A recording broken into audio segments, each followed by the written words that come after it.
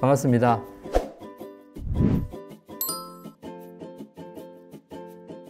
오늘은 창원에 있는 가야문화재연구소에서 시민을 대상으로 하는 가야사 강좌 8개 강좌가 개최되고 있습니다.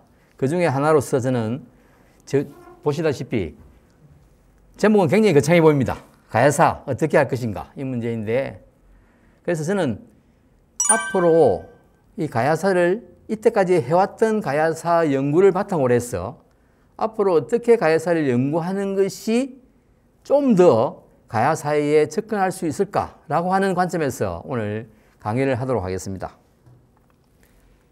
그때 세 가지 정도를 나눠서 얘기를 하도록 하겠습니다. 첫 번째는 연구의 시작과 변천. 이때까지 가야사의 연구가 언제부터 어떤 과정을 통해서 어떤 정도 연구가 이루어졌는지 라는 문제와, 그 다음에 이때까지 가지고 있는 연구의 성과 그리고 한계가 어떤 것인지 하는 문제, 그리고 앞으로 가야사는 어떻게 연구하는 것이 바람직할지라고 하는 것을 제 나름대로 생각을 한번 정리를 해봤습니다. 자, 역사를 연구한다라고 하는 것은 모든 학문이 다 마찬가지인 것처럼 지금 현재 살고 있는 사람들, 그 사람들의 원하는 것이 뭘까? 지금의 사람들이 원하는 사회는 넓게 얘기하면 다양성이 있겠죠. 물론 다양한 요구들이 있을 것인데, 그 요구 중에서 가장 중요한 것은 저는 인간은 자유롭게 사는 거. 자유로움이라고 하는 것의 가장 기본적인 것은 여러 가지 요인들이 있겠지만, 지금 사회가 사람들의 억압하고 구속하고 하는 이런 내용들을 극복해 나가는데 역사학도 모든 학문이 다 도움을 주는 것이죠. 그래서 역사학도 지금의 사람들이 가지고 있는 아픔, 고통을 어떻게 해결할 것인가 라고 하는 문제를 역사는 과거를 통해서 해결하는 것이 역사에 가지고 있는 학문 목표와 방향입니다. 그래서 가야사도 마찬가지입니다. 가야사도 다른 역사와 마찬가지로 그 연구되고 있는 그 시점이 그 당시의 시대적 상황과 크게 다르지 않습니다. 그래서 특히 역사 연구는 그처럼 동시대의 사회적 요구를 반영한다라고 하시죠. 그래서 가야사도 지금에 이르기까지 여러 가지 계기를 통해서 가야사 연구가 이루어졌습니다. 가야사 연구가 처음 이루어진 시기는 조선 후기 실학자들에 의해서였습니다. 조선 후기 실학자들이 왜 가야사를 연구했을까? 이때까지 가야사에 대한 연구를 하지 않다가 왜 가야사를 연구했을까? 그럼 조선시대 사람들은 왜 가야사를 공부하지 않았을까? 그죠? 조선시대 같은 경우에는 중화적 역사인식, 중국 중심의 역사인식이었죠. 그래서 조선에 대한 관심, 조선 자국에 대한 관심이 덜했습니다. 그러다가 조선 후기에 들었으면은 실학자들이 중국뿐만 아니라 조선도 세계의 중심이다라고 하는, 그러니까 중화관을 탈피하기 시작하죠. 성호익 같은 경우에는 전 세계의 모든 하늘에도 태양이 떠오른다. 즉 대한민국에도 한국에도 조선 땅에도 태양이 떠오른다는 것이죠. 그래서 세계 중심도 한국도 즉 조선도 세계 중심이다. 그러면 우리나라 역사를 알아야 된다라고 하는 생각을 가지게 되죠. 그래서 실학자들이 최초로 조선의 역사에 대한 연구를 하기 시작하고, 그래서 사만이나 아니면 발해나 그리고 가야에 대한 언급을 하기 시작하죠. 특히 정약용 선생 같은 경우에는 벤진벨고나 이런 곳에서 가야를 언급하기 시작합니다. 즉 가야가 존재했던 그 시기에 의 신라와의 비교 이런 걸 통해서 가야를 언급하기도 하죠. 그래서 최초의 가야사 연구는 이 실학자들에 대한 연구였습니다. 하지만 이 연구가 조선인들에게로 바로 연결되지 못했습니다. 이것이 가야사가 가지고 있는 가장 중요한 불행입니다. 특히 여러분들 알다시피 그 뒤에 가야사를 연구하기 시작했던 사람들은 일제강점기를 전후로 했던 일제의 역사학자들이었습니다. 간변 역사학자들이었죠. 그네들이 여러분들 알다시피 그네들이 가야사를 연구했던 가장 중요한 이유는 조선 지배의 정당성을 확보하기 위한 것이었습니다. 그것이 바로 식민사관이었고, 조선의 지배의 정당성을 확보하기 위해서 그 근거를 찾기 시작했죠. 그 중에 하나가 일본서기에 등장하는 임날본부설이었습니다. 그래서 물론 이 가야사 연구라는 것이 근대적 학문 연구 방법으로 최초로 이루어진 연구였지만 그 학문 연구한 목적이 가야가 존재하고 있는 조선에 살고 있는 사람들이 이해를 대변한 것이 아니고 일본이 조선을 지배하는 과정들 속에서 조선 지배의 정당성을 확보하려고 하는 이론적 근거를 통해서 그 목적으로 가야를 연구한 것이죠. 그게 바로 이 그림은 1914년 하만직에 있는 고분군의 도굴경의 모습입니다. 일본은 조선 지배의 정당성을 찾기 위해서 1910년 강제 병합 이후에 조선 지역에 있는 가야 고분군을 도굴 같은 발굴을 하기 시작했습니다. 그래서 임날원부의 증거를 일본 사람들이 한반도의 남한에 살았다라고 하는 증거를 찾기 위한 끊임없는 노력들을 갖다 벌였던 것이죠. 이게 바로 이 모습입니다. 그래서 가야사 인구는 실학자들에 의해서 근대적인 학문 연구 방법으로 옮겨졌더라면 우리나라 사람들, 조선 사람들에 의해서 가야사 인구가 이루어졌더라면 지금의 고구려, 백제, 신라에 못지않는 연구의 축적이 이루어졌겠죠. 하지만 일제식민지 시기를 전후로 해서 일본인들에 의해서 강제적으로 식민지 지배의 정당성을 확보하기 위한 정치적 목적으로 연구가 이루어지기 때문에 가야가 중심에 있는 것이 아니고 일본과 가야의 관계가 중심에 있는 대관계 중심의 연구를 하게 된 것이죠. 그것이 일제강점기 시기의 가야사 연구가 가지고 있는 한계였고 가야사 입장에서 본다면 불행한 연구의 시작이었던 것이죠. 세 번째로는 해방 이후의 가야사 연구였습니다. 해방 이후에는 한반도의 남한, 북한뿐만 아니라 남한과 북한에서 가야사에 대한 연구가 이루어지기 시작합니다. 하지만 그 연구의 목표는 뭐냐면은 식민사관의 극복이었습니다. 그러니까 식민사관의 극복이 가야사 연구의 목표였기 때문에 일제 식민지 시기 그네들 주장했던 임날원부, 그 임날원부의 모순을 찾기 위한 노력이었던 것이죠. 그러니까 가야를 연구하는 것이었지만 가야가 어떤 과정을 통해서 발전했는지에 대한 문제보다는 임날원부라고 하는 것이 가지고 있는 한계를 극복하기 위한 그것에 천착하는 이런 연구였던 것이죠. 그러니까 가야가 언제 어떻게 어떤 방법으로 어떤 과정을 통해서 성장하고 발전하고 그리고 멸망했는지 그 과정에 대한 연구는 존재하지 않았던. 다만 이 시기에는 그래도 한국인들에 의해서 한국 연구자들에 의해서 가야사 연구가 이루어짐으로 인해서 가야사의 범위와 폭이 좀 확대되는 그런 속에서 한국 사람들에게 가야가 존재하고 있다고 하는 것은 알리게 되는 이런 계기는 이루어지는 그런 과정들 속에서 임날원부를 갖다 극복하는 이런 과정들에 있는 것이 바로 해방 이후의 가야사 연구였습니다. 그러다가 1980년대 이후에 가면은 가야사 연구가 본격화되기 시작하는데 1980년대는 여러분들이 알고 있는 것처럼 1980년대는 커다란 사회적인 변화가 일어나는 시기입니다.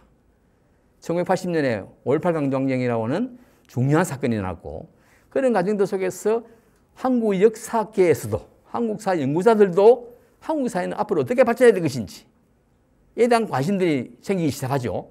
그래서 고구려, 백제, 신라, 삼국시대를 연구자뿐만 아니라 한국 근현대사 연구자들도 사회경제적인 관점에서 한국 사회를 이해하기 시작했습니다. 하지만 가야를 연구하는 사람들에게는 가야에 대한 실제적인 사실을 알고 있는 부분들이 굉장히 적기 때문에 가야 사회가 과연 어떤 것이었는지에 대한 연구를 하기 시작했던 것이죠. 그래서 1980년대 가야사 연구는 주로 가야가 어떤 모습으로 형성이 되고 그리고 성장하고 발전하고 그리고 어떻게 멸망하는지 이에 대한 가야를 주체로 하는 가야가 주인이 되는 역사 연구를 시작했던 것은 1980년대부터입니다. 그래서 이때까지의 지금 현재까지 이르는 한 40년, 지금 한 40년 동안의 가야사 연구는 가야를 주체로 하는 가야가 발전하는 과정을 연구하기 시작했던 것으로 볼 수가 있습니다. 그런 과정들 속에서 한 두 번 정도의 가야사 연구가 더 급진전하는 이런 과정들이 있었죠. 그것도 당시의 시대적인 상황을 반영하고 있는 것입니다. 첫째로 1995년에 가야사 연구가 활성화되기 시작합니다. 1995년은 지방자치제가 실시되는 시기죠. 지방자치제의 실시는 지방 스스로가 경제적으로 중앙과 독립해서 지방민들의 삶을 더욱더 행복하게 만드는 이런 사회가 지방자치사회인 것이죠. 그래서 지방자치단체들은 그네들의 경제적 삶을 더욱더 윤택하게 만들기 위해서 공장을 유치한다든지 아니면은 다른 지역에는 없는, 다른 지역에는 존재하지 않는, 즉 정체성이 다른 역사와 문화를 발굴하기 시작했습니다. 그런 과정들 중에서 경남지 같은 경우에는 각 시군에, 경남 지역에는 지금 18개의 시군이 있는데 18개의 시군에 각 고대에는 각 한 나라씩, 거의 한 나라씩 존재했습니다. 그 나라를 연구하는 것이 그 지역의 정체성, 역사를 연구하는 것이었죠. 그것을 발전시키면은 관광산업으로 발전시킬 수 있다라고 하는 이런 생각이 있었죠. 그래서 1995년에 지방자치단체들은 각 시군에 있는 그 역사들을 연구하고 아니면 고고 자료를 발굴하기 시작했습니다. 그 대표적인 지역들이 바로 김해나 그리고 함안이나 그리고 고성이나 경북의 고령이나 그리고 창녕이나 이런 지역들이었습니다. 거기에는 각 가야의 한 나라들이 있었던 거거든요. 그것이 바로 지방자치제의 상황 속에서 지방자치를 발전시키려고 하는 이런 의도 속에서 진행된 것이었죠. 그래서 각 지방자치단체별로 가야사와 관련된 유적을 발굴하고 그리고 가야사 연구자들이 그네들이 연구했던 결과물을 갖다 발표하는 그런 학술 심포지엄 이런 것들이 활성화되는 그런 과정들에서 연구가 활성화되는 이런 과정이 1995년 지방자치제의 실시가 가져다 준 가야사가 성장하는 이런 계기였던 것이죠. 그 다음에 두 번째로 가야사가 일반인들에게 관심을 불러일으키게 됐던 두 번째는 문재인 정부의 등장입니다. 2016년이었죠. 문재인 정부가 등장하면서 국정과제로서 가야사 연구와 복원을 주장했습니다. 즉 정부에서 가야사 연구와 역사 연구에 대한 문제를 관여하는 것이 맞나 틀리나라고 하는 긍정 부정에 대한 시각들이 있었습니다. 하지만 문재인 정부가 들어서서 가야사 연구와 복원이라고 하는 것을 국정과제로 삼음으로 인해서 이때까지 고구려 백제 신라에 비해서 등한시해왔던 가야에 대한 관심을 지방자치단체들이 가지기 시작했던 것이죠. 그 과정들 속에서 가장 중요한 결과물은 뭐냐면은 가야의 역사에 대한 관심들이 거기에 살고 있는 지역민들조차도 등한시했던 그 문화, 특히 유적이나 유물, 이에 대한 관심들을 높이게 만들었던 계기가 되었습니다. 그래서 실제적으로 가야 지역에 존재하고 있는 유적들을 조사하기 시작했죠. 그래 보니까 그 유적이 훼손된 정도가 정말 엄청난 것이었습니다. 그래서 문재인 정부 들어서서 가야사 연구와 복원이라고 하는 것이 국정과제가 실시됨으로 인해서 이때까지 지방자치단체나 그리고 정부나 그리고 시민들이 등한시했던 문화유산, 가야 문화유산들을 확인하고 그걸 갖다 보존하고 그리고 보존해야 되겠다고 하는 그런 생각을 불러일으키게 되었던 것이죠. 이런 과정들 속에서 가야사 연구자들이 가야사 연구에 대한 관심들이 높아지게 되는 이런 계획이 되었습니다. 그래서 이때까지 가야사 연구라고 하는 것은 모든 역사 연구와 다 마찬가지인 것처럼 동시대의 그 사회가 요구하는 것만큼 연구가 이루어져 왔습니다. 그래서 이런 연구의 결과물을 갖다 정리해 보면요, 여러 가지를 정리할 수 있습니다. 특히 그래서 연구 성과와 한계, 특히 성과는 가야에서 가장 중요한 문제가 그거였죠. 우리 국정교과서나 교과서 같은 경우에 이렇게 되어 있습니다. 고구려 백제 신라는 고대국가로 발전했다. 가야는 연맹체 단계에 머물렀다. 그래서 고대국가로 발전하지 못했다. 그래서 고구려 백제 신라 중심의 삼국시대가 한국의 고대사라고 하는 것이 등식화된 것이었습니다. 그래서 가야사 연구의 시작은 과연 가야는 어떤 국가였는가? 국가였는가? 아니었는가? 아니 어떤 정도의 정치적 발전을 이루었는가? 라고 하는 문제를 대한 관심을 가지기 시작했습니다. 그래서 과연 이때까지 고대국가의 전 단계였던 연맹체라고 하는 것이 과연 올바른 설정인가? 과연 가야는 연맹체였는가? 라고 하는 문제들에 대한 관심을 가지기 시작했죠. 그래서 가야 연맹체 시설에 대한 부정적인 시각이 확대되기 시작했습니다. 그래서 가야는 부체제 국가다. 아니면 도시국가다. 아니면 귀족합의체를 운영하는 고대국가다. 라고 하는. 그래서 대가야와 아라가야 같은 경우에는 정치적 성장 정도가 빨라서 고대국가의 초기 단계에 이르렀다라고 주장하는 사람들도 생기기 시작했습니다. 그런데 지금까지 연구의 대부분의 연구자들이 가지고 있는 생각은 가야가는 연맹체가 아니었을 가능성이 높다. 연맹체가 아니었다라면은 가야의 나라들은 어떤 모습이었을까라고 생각했을 때 가야의 개별적인 국가들, 그 개별적인 국가들의 성장 모습을 살펴보는 것이 한국 고대국가의 다양한 발전 행태를 살펴보는 것일 수 있다. 그래서 이제는 연맹체 단계를 떠나서 가야 각국계에 대한 관심들을 불러일으키게 되는 이런 계기가 됩니다. 그래서 이제는 가야 국가 발전 단계를 갖다가 이때까지 고구려 백제 신라는 중앙집권적 고대국가로 발전했고 가야는 발전하지 못했다. 그래서 저급한 국가다. 라고 하는 시각으로부터는 좀 벗어나게 되는. 그랬을 때 고구려 백제 신라는 이렇게 발전했지만 가야의 나라들은 이렇게 발전할 수밖에 없었던 이유를 살펴볼 필요가 있다. 이런 데 대한 관심들이 높아지기 시작한 것이죠. 두 번째로는 그래서 가장 중요한 문제제기가 바로 그겁니다. 한국 고대국가의 발전의 다양성을 갖다 가야에서 찾자. 가야는 여러 나라들이 있었는데 서로 뭉치지 않았다. 신라처럼 백제처럼. 그랬을 때 왜 그랬을까? 라고 생각할 때 그 나라들의 발전 과정을 살펴보면은 고구려 백제 신라와의 다른 점. 그러면은 한국의 고대 국가가 어떤 모습으로 발전하는지 그 다양성을 살펴볼 수 있다. 라고 하는 데 대한 관심을 불러일으키게 된 것이죠. 그 다음에 또 가야에서 중요한 문제는 그겁니다. 두 번째, 변환과 가야의 관계입니다. 보통 3만 단계 다음에 삼국 이런 이야기를 많이 하잖아요. 그죠? 그래서 진안 같은 경우에는 진안의 12개국이 중에 하나는 사로국이 신라로 발전하고 마하는 백제국이 54개국을 통합해서 백제로 발전했다라고 얘기하죠. 그러니까 변환은 12개의 나라가 있었는데 12개의 나라가 한 나라로 뭉치지 않죠. 그랬을 때 변환은 어떤 관계냐? 그래서 변환은 가야에 속하느냐 속하지 않느냐. 그래서 정기론과 전사론이라는 논의가 있습니다. 이 내용이 뭐냐면은 정기론이라는 것은 변환은 가야와의 정기다. 그러니까 가야의 정기는 변환이고 가야의 후기는 변환이 해체되고 또 다른 12세계의 나라들이 나타나는 가야. 이걸 갖다 우리는 가야다. 그러니까 정기론과 전사론은 변환의 여러 나라들은 가야에 포함되지 않는다. 4세기 때 이후부터 가야다라고 주장하는 사람들은 전사론자입니다. 하지만 변환의 12개의 나라가 진안 같은 경우에는 진안의 12개의 나라가 사로국을 중심으로 통합이 됐잖아요. 그죠? 그런데 변환의 12개의 나라는 그 나라 속에는 구야국이나 안야국 같은 경우에는 굉장히 정치적 성장 속도가 빨랐던 나라였습니다. 그런데 그 두 나라는 변환의 12개의 나라를 통합하지 않습니다. 변환 12개의 나라 중에서 12개의 나라들이 기록 속에 나타나는데 하만의 안야국은 알라국으로 아니면 아라가야로 아니면은 구야국 같은 경우에는 가락국으로 이렇게 나타납니다. 그래서 신라나 백제처럼 하나로 통합되지 않는 거죠.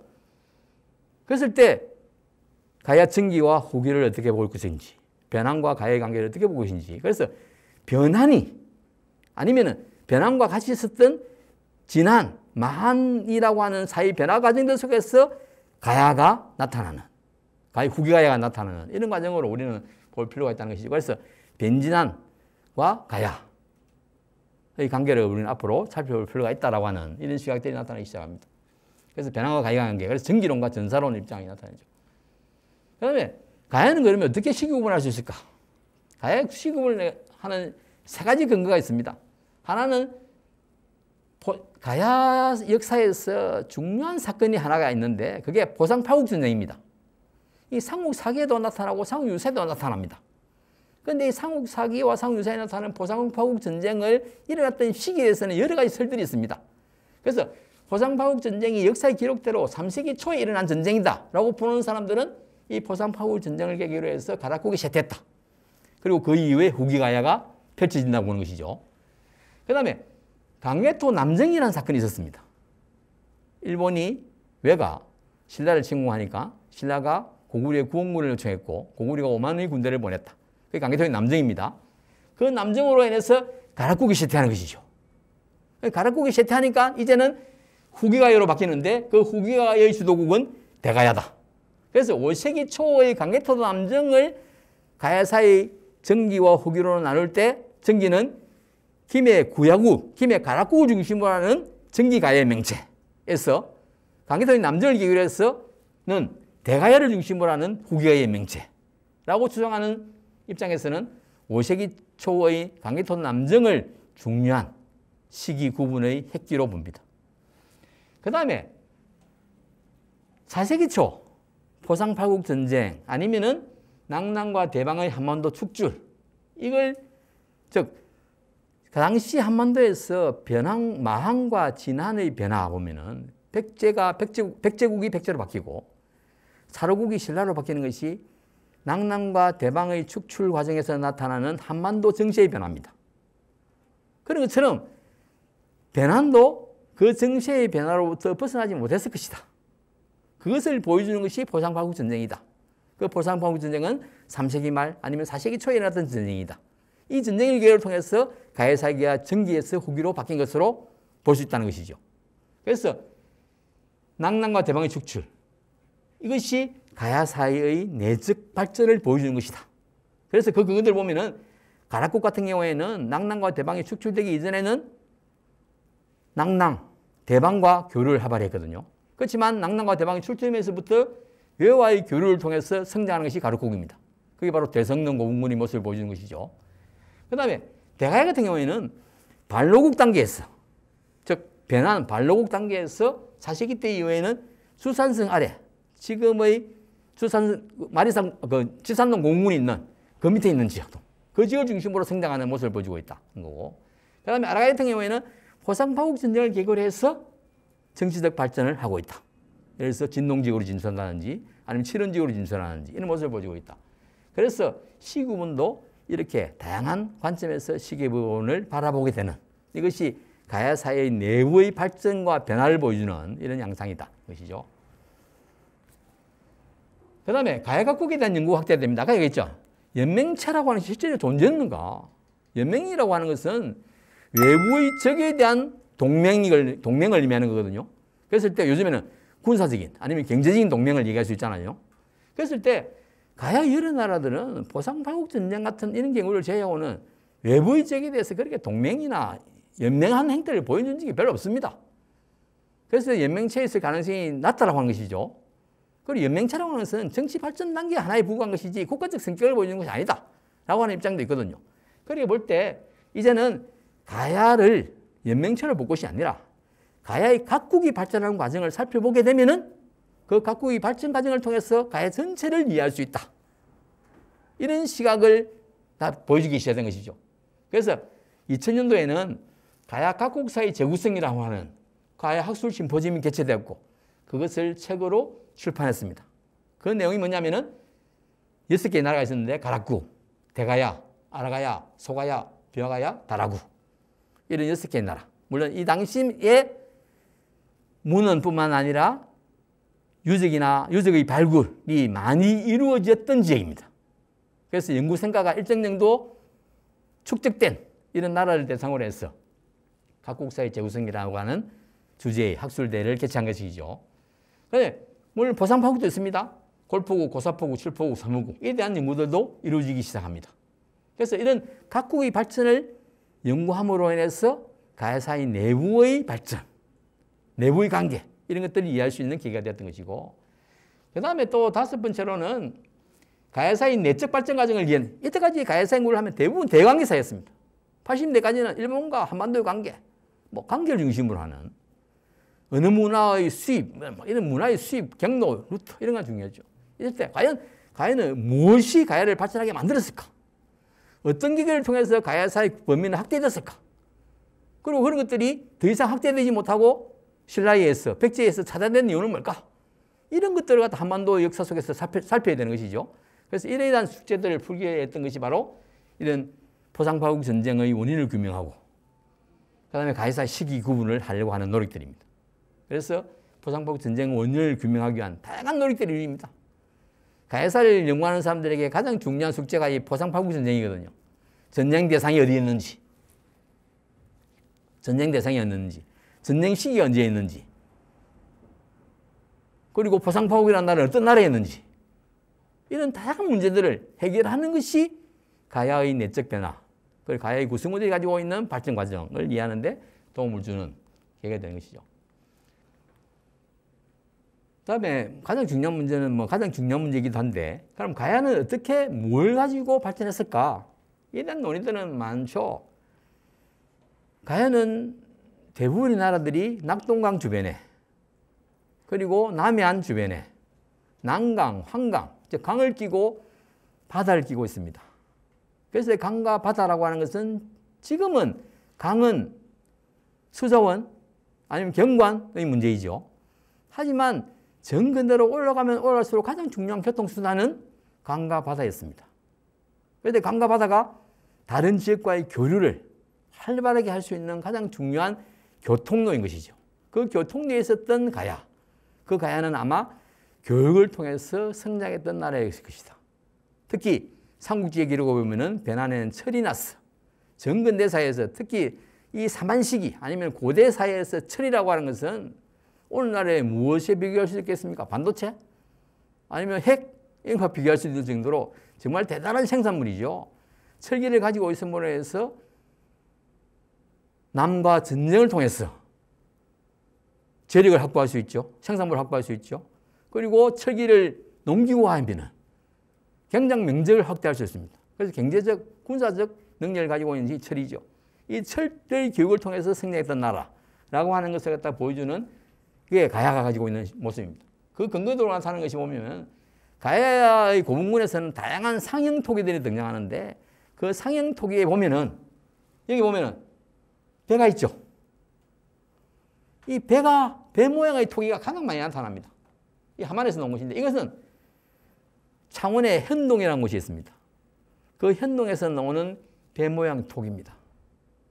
이런 배 모양 토기들이 가야의 여러 지역에서 출토되고 있는 것은 그 당시의 사람들이 뭘 먹고 살았는지, 무슨 산업을 통해서 성장했는지를 유추해 볼 수 있는 중요한 근거가 되는 것이죠. 그래서 가야의 성장의 가장 핵심적인 것은 교역, 교역항. 조금 봉황대 유적 같은 경우에도 가야의 교역항, 즉 가락국의 교역항이 있다는 것을 알 수 있는 것이죠.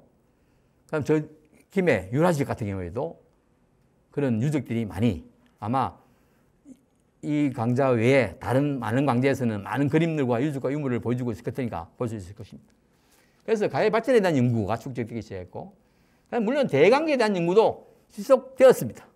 가장 중요한 문제는 임날원무술을 극복했다.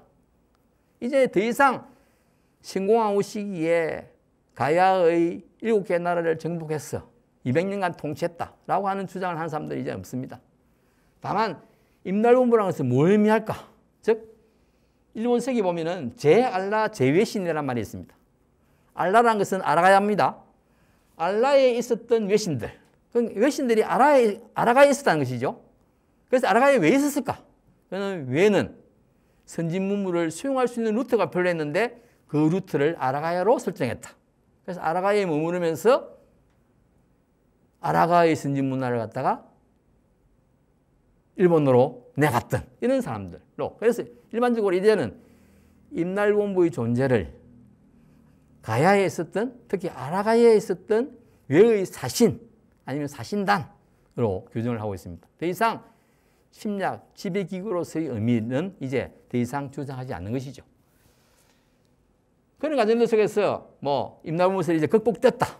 극복하는 과정 속에서 임날원부가 있었던 곳이 옛날에는 백제 군사는부가 있었다. 그래서 백제가 가야를 지배했다. 아니면은 신라가 일찍부터 가야의 지역을 빨리 간접적으로 지배하고 있었다. 이런 기타 등등의 다양한 논의들이 일어나게 됐습니다. 또 다른 어떻게 보면은 임날원부설이었죠. 하지만 이런 설들도 이제는 대충 정리가 돼가는 이런 모습입니다.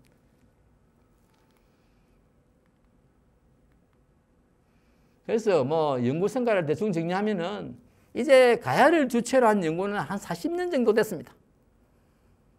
이 40년 정도 연구를 하는 과정들 속에서 이제 가야사는 연대기적으로 가야사의 발전 과정을 정리할 수 있게 되었다.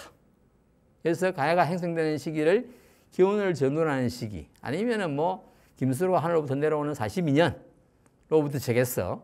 물론 각국이 가지고 있는 나라의 형성 시기는 다를 겁니다. 그런데 가장 빨랐던 나라는 가락국이었을 거예요.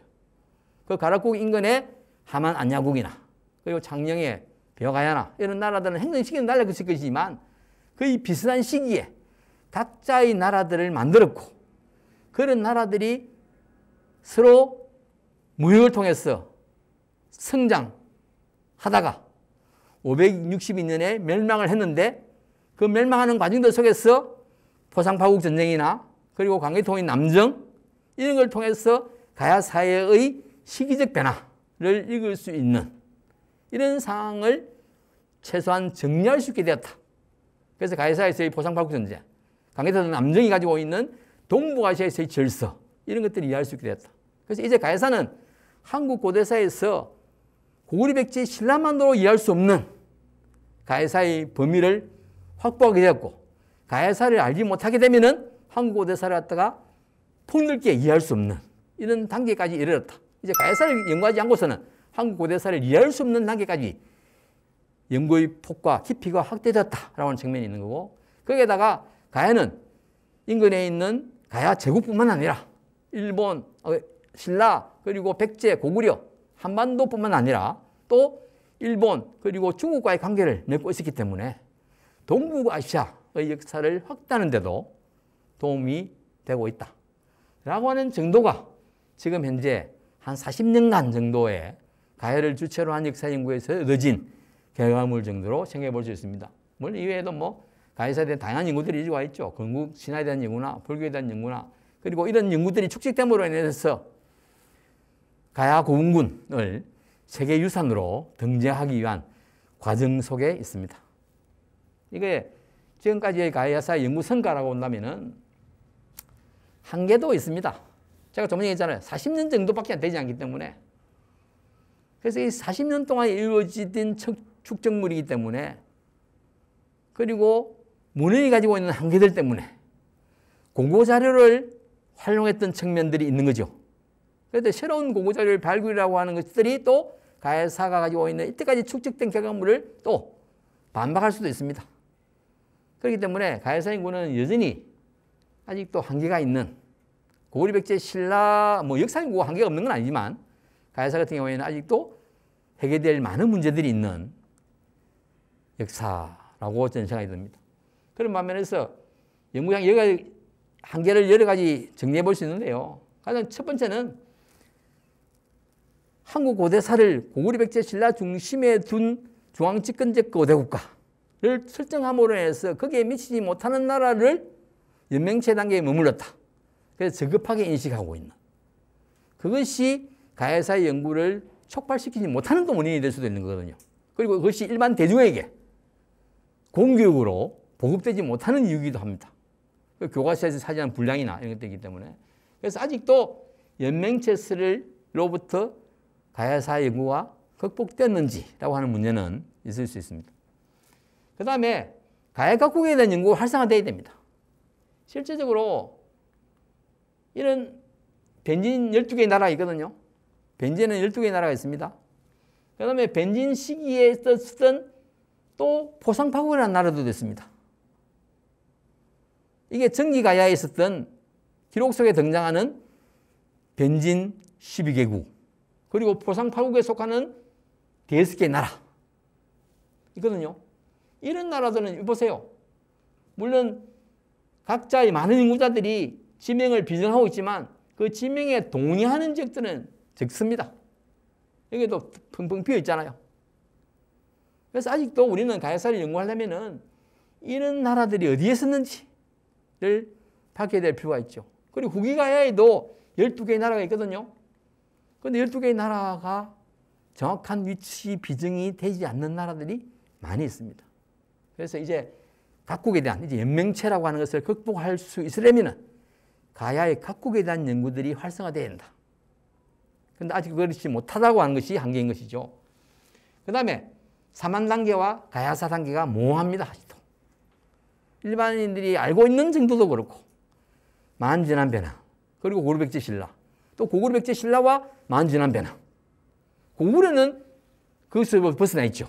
하지만 만 같은 경우에는 백제국과 백제, 진안 같은 경우에는 사로국과 신라, 그리고 배낭 같은 경우에는 구야국, 안자국, 그리고 그 뒤에 등장하는 일본석에는 물론 알라국이나 가라국으로 되어 있지만 그와의 관계, 그런 것들이 한국 고대사에서 어떻게 설정되고 정의되어야 될지, 이런 것들에 대한 연구는 아직도 한계가 있는 것이죠.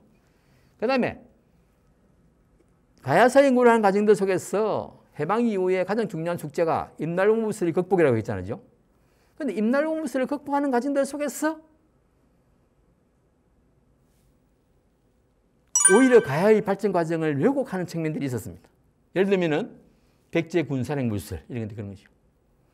임달군부가 아니니 자 일본이 한반도의 남한을 200년간 통치했다 라고 하는 것에서 백제 건초공황 때 가해 남부지역을 통치했다 이렇게 바뀌는, 물론 이것도 이제는 대충 정리가 되고 있는 모습이긴 합니다. 하지만 여전히 가해를 하나의 신라와 백제를 제외한 가해를 하나의 정치적 단위 아니면 정치적 연합체로 보는, 정치적 실제로 보지 않으려고 하는, 그래서 끊임없이 백제는 백제 중심으로 신라는 신라 중심으로 가해를 끌어들이려고 하는 이런 연구는 아직도 진행되고 있다.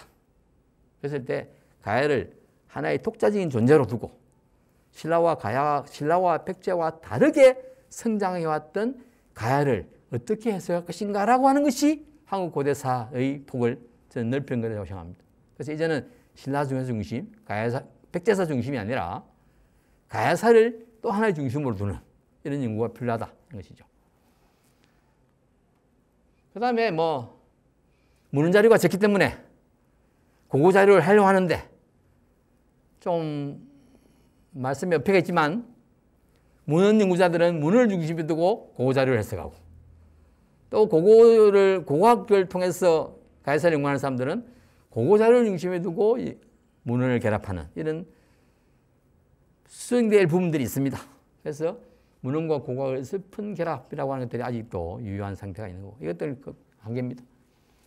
그 다음에 연구 방향의 다양성도 필요하다. 연구 방향의 다양성도 필요하다. 그래서 가해 나라들이 바다, 강을 끼고 성장했던 나라라면은 그 나라가 가지고 있는 성격은 뭘까라고 하는 해양사관적 입장에서 바라볼 필요도 있다. 그 다음에 7채는 가야의 발전 과정을 통해서 한국 고대 국가의 발전 과정을 살펴보려고 하는 노력들을 전개해야 된다. 이런 생각도 필요한 것이죠. 그래서 이런 한계가 있는 거예요. 그래서 여전히 앞으로도 이런 한계를 극복한다 하더라도 극복하는 것도 쉬운 문제도 아니지만 여전히 남아있는 문제는 모든 인문학이 다 마찬가지겠지만 인문학이 찬 현실이 굉장히 위험하죠. 특히 가야 같은 경우에는 필드가 역사 연구를 대상으로 하는 장소가 특히 우리나라로 보면 지방에 있는 거죠. 그랬을 때 지방대학이 활성화되고 그 지방에 살고 있는 학생들이 지역에 대한 관심들이 높아지게 되면 가해사 연구의 축적도 활성화될 수 있습니다. 그런데 지방대학이 차츰 사라져가는, 그리고 지방대학에서 역사를 공부하는 학생들이 줄어드는 이런 양상들이 오히려 가해사 연구에는 가장 중요한, 가해사 연구가 침체될 수밖에 없는 원인이라는 생각이 들기도 합니다.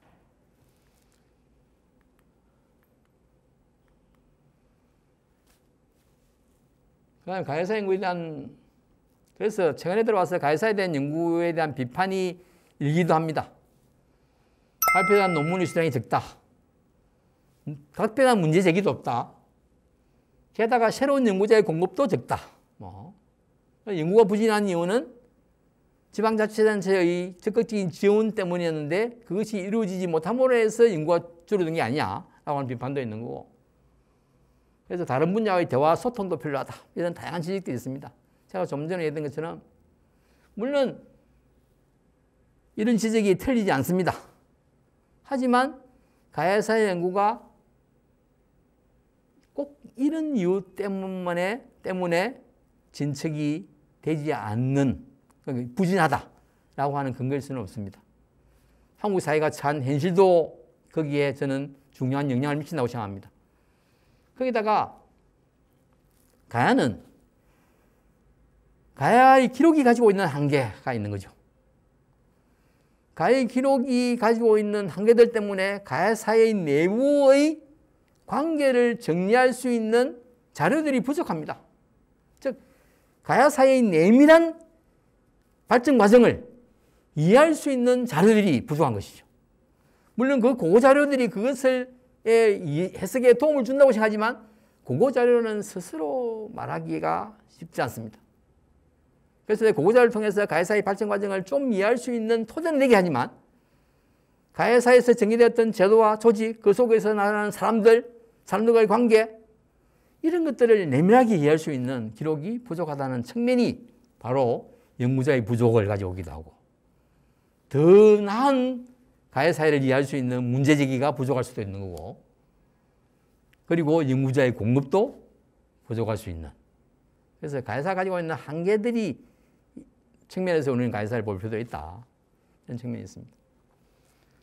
물론 다른 분야의 소통, 공과학뿐만 아니라 인류학, 민속학, 다른 나라의 발전 과정, 이런 것들을 갖다 가해사와 비교해 보는 것은 앞으로 지속적으로 진행될 노력이 되겠죠. 그러면 가해사 연구를 하려면 앞으로 어떤 문제가 해결돼야 될까? 가장 중요한 문제는 저는 인력의 문제라고 생각하는데, 문화유산을 보존해야 되거든요. 이번 문제는 지난번 정부가 가해사의 연구와 복원을 국정과제로 채택하는 바람에 가야와 관련된 유적과 유물이 훼손되고 있고, 그 훼손된 것을 보존해야 된다고 하는 시각을 가지게 된 것은 저는 굉장히 우호적인 방향으로 저는 생각하고 있습니다. 그러면 이제 그런 유적을 어떻게 보존할 것인가? 그 유적을 보존하고 관리하려면 인력이 필요하거든요. 그랬을 때 가해사의 유적과 유물을 보존할 수 있는 인력을 확대할 필요가 있다. 그래서 문화유산 전문가를 확대할 필요가 있는 거고, 그다음에 지방자치단체별로 문화유산을 전담하는 정규직을 고용을 확대할 필요가 있다. 그다음에 1995년 지방자치제가 실시되면서 각 가야가 있는 그 지역에 공립박물관이 들어섰습니다. 그 공립박물관에 가야를 연구하는 사람들이 뿐만 아니라 그 박물관장도 독립적인 박물관장이 있었으면 좋겠어요. 그래서 그 지역의 문화유산을 잘 보존하고 관리할 수 있는 책임자의 역할을 했으면 좋겠고요. 그 다음에 연구를 안정적으로 계속하려면 연구재단도 필요하겠죠. 그래서 이런 것들 바탕으로 해야 되는 거고, 그 다음에 연구를 위한 어떻게 하면 연구가 더욱더 활성화될 수 있을까? 라고 하는 입장에서 본다면은 그렇게 밝지는 않습니다. 조금 전에 얘기했잖아요. 인문학 전체를 본다 하더라도 그렇게 밝지는 않는 상황이죠. 그렇지만 그래도 부족한 문헌 자료가 가지고 있는 한계이긴 하지만 각국의 발전 과정, 그리고 한국사 전체 속에서 가야의 모습, 그리고 동북아시아 질서 속에서 가야의 모습을 끊임없이 밝혀 살피다 보면 가야사를 이해하게 되고, 그 가야사의 이해의 폭을 확대함으로 인해서 한국고대사, 그리고 한국고대사가 가지고 있는 동북아시아 속에서의 한국사를 이해하는 데 저는 도움을 줄 것이라고 하는 생각에는 변함이 없습니다. 그러기 위해서는 첫째, 고구려 백제 신라를 너무 전형해 두지 말고, 고구려 백제 신라처럼 발전하는 나라도 있고 그렇게 발전하지 못하는 나라가 가야이다. 그래서 가야는 왜 백제와 신라처럼 그렇게 발전하지 않고 여러 개의 나라로 나눠져 있으면서 신라와 백제에게 멸망당할 수밖에 없었을까?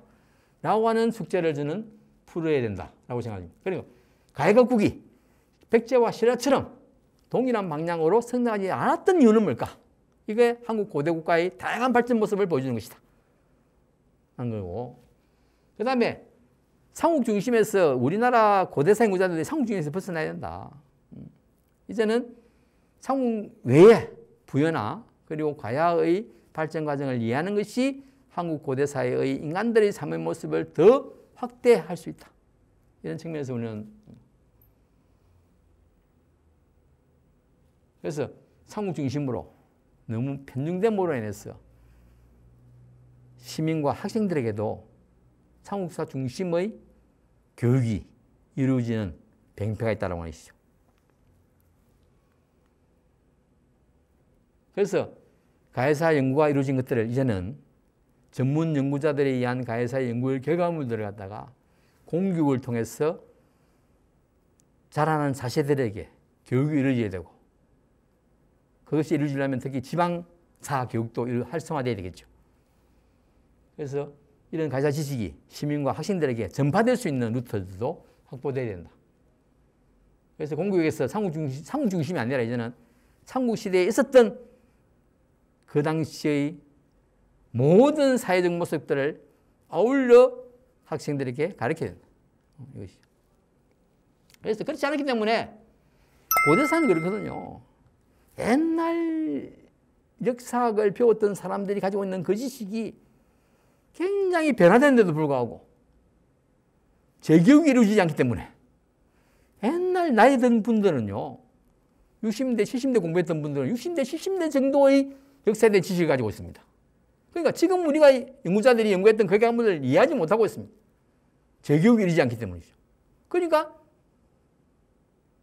전문 연구자들이 아닌 다른 루트를 통해서 지식이 전파되는 이런 경우들도 생기고 있습니다. 그런 걸 극복하기 위해서라도 우리는 역사 교육이라고 하는 것이 끊임없는 재교육이 이루어져야 된다. 그 다음에 가야사 인구가 지방자치에 기여합니다. 제가 얘기했잖아요. 경남 지역에는 18개 시군이 있는데 그 18개 시군의 대부분의 지역에는 다 한 나라들이 있습니다. 그게 바로 그 지역의 정체성이고 그 지역의 문화입니다. 지방자치라고 하는 것은 그 지역의 정체성과 그 지역의 문화를 바탕으로 해서 그 개인들의 삶이 더욱더 행복해지는 거 아니겠습니까?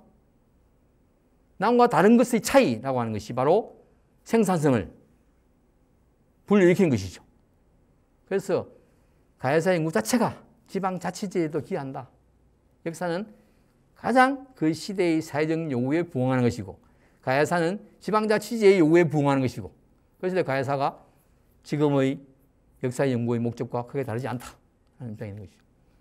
그 다음에 연구자료의 확보는 정말 중요합니다. 특히 고고자료 확보가 중요하죠.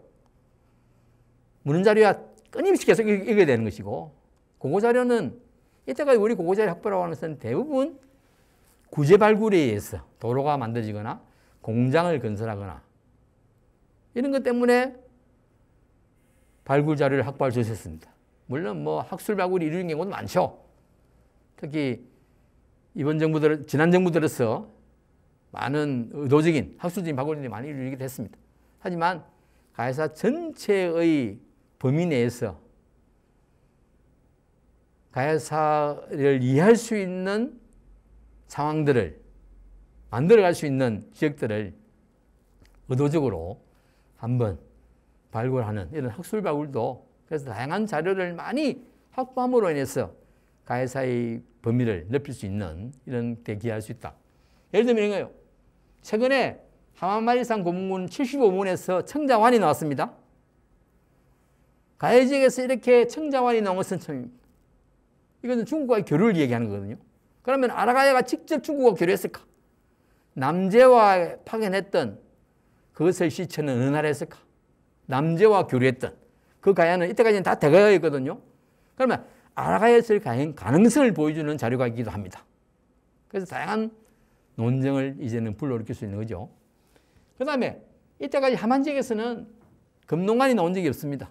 그런데 최근에 금농관이 나왔습니다. 이것도 아라가야 아니면 가야사의 내부의 정치적 발전 과정을 이해할 수 있는 근거이기도 하거든요. 그래서 이런 자료들 확보가 중요하다고 생각이 듭니다. 대충 정리를 하면요. 역사의 무라고 하는 것은 그 시대의 사회적 요구를 반영하고 있는 것입니다. 가야사 연구도 그 역사, 그 시대의 사회적 요구를 반영하는 과정들 속에서 연구가 확대되기도 하고 축소되기도 하고 했습니다. 가야사 연구에 대한 관심들이 높아지는 것이 저는 지방이 사람들이 살 수 있는 세상을 만들어갈 수 있는 그런 과정이라고 생각합니다. 지역의 사람들이 가야사에 대한 관심을 가지고 그랬을 때 지역과 중앙이 다른 이 경남 지역과 그리고 경남, 경북, 부산의 일부 지역들과 그리고 신라 지역과 백제 지역이 다른 다름의 차이로 인해서 다양성이 존중되는 그런 역사를 배울 수 있는 곳이 저는 가야사라고 생각합니다. 그래서 가야사를 많이 일반인들에게 학생들에게 많이 교육시키는 것이 지방자치제의 발전에도 저는 기여할 수 있다고 생각합니다. 그래서 앞으로의 가야사 어떻게 하면 좋을지 나름대로 생각을 한번 정리해봤습니다. 수업 들어주셔서 고맙습니다.